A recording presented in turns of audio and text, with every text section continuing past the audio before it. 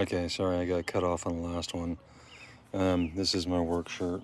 You know, like I said, I'm not rich. Just a dude working in my front yard, hoping to make another little dream come true. God, I look old in these videos. Okay, so anyway, there's a lot of theories. There's a lot of people online that talk about these motors. There's a lot of people who will basically show you how to take this apart or fix that. One thing I did notice in a lot of the videos that I've watched, though, is that, like for instance, if they're taking off the intake manifold, they'll kind of take it off real quick and briefly show you, okay, now that we got the intake manifold off, now we can get to this.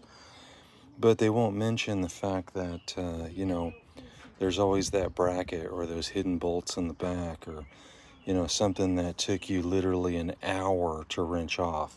And by the time that you finally got it off, you're just all like, I'm done with this crap. I never want to see this piece of junk ever again. Throw it in the street. So if I come across anything like that, I'm going to not only show you exactly where it's at, but I'm also going to tell you exactly what I did to make it easier for me to get the piece off or get to it. So, just bear with me. I know that some of these videos aren't super exciting, but I'll try and make them more exciting. Right now I'm just putting all the spark plugs back in so that I can attempt to try and start this thing for the first time and see what it does. Because when I got it, of course, none of the spark plugs were in it, and the previous owner's son-in-law had started doing some diagnostic and took some parts off, so I'm in the current process of putting stuff back in. Like I was saying about the spark plugs, you can literally just kind of gently drop them in the holes. Try not to accidentally drop them on the ground like I did.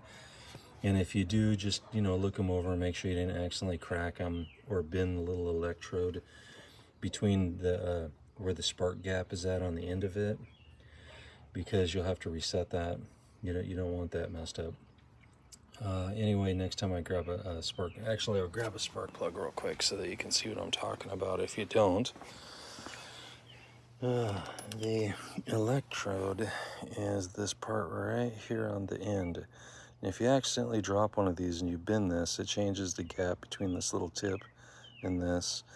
And you want to make sure that that's factory set. And usually these iridium plugs, or the factory plugs that you're putting in, they already come pre-gapped, so you don't have to worry about it. So I'm going to stick all these in and put all the coil packs on, and then I'll keep you updated.